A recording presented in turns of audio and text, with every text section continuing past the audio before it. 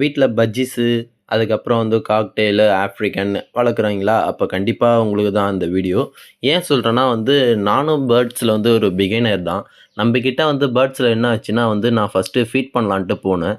Feet பண்ணலான்ட்டு போறப்ப வந்து, நம்ப பேர்டு வந்து ஒரு மாரி டல்லா இப்டி இருக்கிற மாரி தான் இருந்தான்.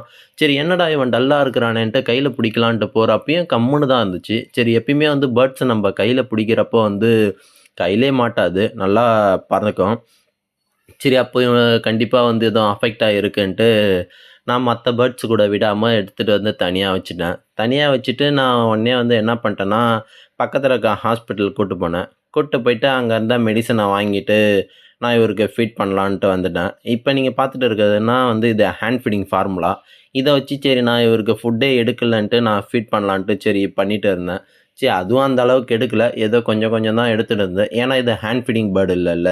கையில எடுத்து பார்க்குறப்போ, இப்படி தான் ரொம்ப வந்து டல்லா இருந்துச்சு பேர்டு.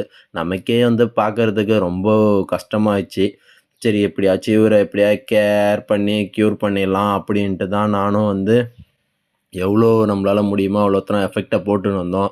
போட்டு வந்து நமக்கு வந்து டாக்டர் வந்து ஒரு மெடிசின் எழுதி தந்தாங்க. அ கண்டிப்பா வந்து ஆன்டிபயோட்டிக் போட்டீங்களான்னு கேட்டாங்க. ஆன்டிபயோட்டிக் உங்ககிட்ட என்னென்ன இருக்குன்னு கேட்டாங்க. என்கிட்ட எதுவுமே இல்லன்ட்டு சொன்னேன். பேர்ட்ஸ் வளர்த்தா கண்டிப்பா வந்து ஒரு சில மெடிசன் நம்மகிட்ட இருக்கணும் அப்படின்ட்டே சொன்னாங்க. பார்க்கறதுக்கு எனக்கே வந்து ஒரு மாரி கஷ்டமா இருந்துச்சு. பேர்டு இந்த மாரி இருக்கிறது. ஏன்னா நல்லா பறந்துட்டு நல்லா ஜாலியா கத்திட்டு சுத்திட்டு இருப்பான். கடைசியில வந்து இந்த மாரி இருந்தான் பார்க்கறதுக்கே. அதுக்கப்புறம் வந்து நானும் மெடிசன் வந்து அவங்க குடுத்தத வந்து ரெடி பண்ணிட்டேன். இப்போ வந்து இந்த மெடிசன் தான் வந்து நான் பார்த்துட்டு இருக்குது. இது என்னன்னா விட்டமினு. கண்டிப்பா வந்து விட்டமின் இருக்கணும். இது எப்படி நான் யூஸ் பண்ணணும் எல்லாத்தையும் வந்து நான் சொல்றேன். இப்போ வந்து நம்ம வந்து 1 ட்ராப் எடுத்தோம்னா 30 எம்எல்ல 1 ட்ராப். நம்ப வந்து குருவி குடிக்கும்போது அந்த தண்ணீல வந்து மிக்ஸ் பண்ணிட்டு நம்ம வச்சுட்டா போதும். அவங்களே குடிச்சுப்பாங்க. நெக்ஸ்ட் இந்த ஓரல் பவுடர். இது எதுக்குன்னா ஓரல் பவுடர் இதுவும் வந்து ஆன்டிபயோட்டிக் தான். இதுவும் அதே தான். 30 எம்எல் வாட்டர்ல வந்து நம்ம வந்து 1 ட்ராப் விட்டு நல்லா மிக்ஸ் பண்ணி, அவங்க குடிக்கிற தண்ணீல வச்சுட்டா போதும். இப்ப வந்து இந்த சிரஞ்சு எதுக்குன்னா வந்து, இதுவும் இந்த சிரஞ்சு என்னன்னா, இதுல இருக்கிறது ஆன்டிபயோட்டிக். இது சேம் தான் இதுவும் அப்படிதான். 30 எம்எல் வாட்டர் பிளஸ் 1 ட்ராப் அப்படின்ட்டு போட வேண்டியது தான். நம்ப இதெல்லாம் பண்ணிட்டதுக்கப்புறம் செகண்ட் நம்ம பேர்ட் வந்து இந்த மாரி ஃபீடு எடுக்கிறப்போ வந்து நமக்கு பார்க்கறதுக்கே ஒரு மாரி ரொம்ப ஹேப்பியா இருந்துச்சு. சரி பரவால்ல ஃபீடே எடுக்காத பையன் வந்து இப்ப ஃபீடு எடுக்குறான். அந்த அளவுக்கு இருக்கிறானே! ஓரளவுக்கு ஆக்டிவிட்டீஸ் இருக்குது. அப்படின்ட்டு பார்க்குறப்போ வந்து நமக்கு ஒரு மாதிரி ரொம்ப சந்தோஷமா இருந்துச்சு. அது பாருங்களேன்! அவரு எவ்வளோ அழகா சாப்பிடுறான்னு. அதிலயே உட்காந்துட்டு புல்ல எப்படி அழகா இருக்கு. நமக்கே ஒரு மாதிரி இருக்கு பார்க்கறதுக்கு. அப்பாடா! பரவால்ல இவனுக்கு எந்த ஒரு இதுவும் இல்ல. நான் இன்னொருத்தவங்க பேர்டு வளர்த்தவங்க கிட்டலாம் கேட்டேன். இந்த மாரி இருந்தா ரேர் வந்து ரொம்ப டயர்டா உறங்குச்சுன்னா வந்து மோஸ்ட்டா அது செத்துருன்ட்டு சொன்னாங்க. எனக்கு ரொம்ப கஷ்டமா போச்சு. டே 3ல பார்த்தேன். டே 3யும் பையன் நல்லா ஆக்டிவ் ஸ்டேஜஸ்லாம் பார்த்தா நல்லா தான் இருக்கிறான். நல்லா இதுவா ஜாலியா சுத்திட்டு அவன் இதுவா தான் இருந்தான். நமக்கு பார்க்கறதுக்கே இதுவா இருந்துச்சு. நான் கம்பல்சரி வந்து அந்த மெடிசன யூஸ் பண்ணேன் ஒரு 3 டேஸு.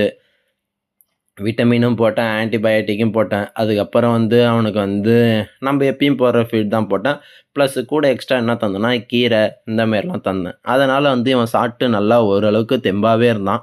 இன்னும் இவர தனியா தான் வச்சுட்டு இருக்கேன். சரி இன்னும் ஒரு 2 டேஸு பார்த்துட்டு, இன்னும் நல்லா பையன் வந்து நல்லா சுறுசுறுப்பா இருந்தான்னா, சரி தூக்கி அவன் கூடயே விட்டுடலான்னு. தேங்க்ஸ் ஃபார் வாட்சிங். இது போல கீழ ஃபுட் எடுத்துட்டு இருக்கிற பையன், திடீர்னு ஃபுட் எடுக்கலன்னா நமக்கு எப்படி இருக்கும்? பார்க்கறதுக்கு ரொம்ப கஷ்டமா இருக்கும்ல. இப்போ பையன் நல்லா கியூர் ஆயிட்டு ஃபுட் எடுக்கிறப்போ, அதுலேருந்து பார்க்குற ஒரு சந்தோஷம், ரொம்ப நல்ல செம்ம ஹேப்பி அதெல்லாம்.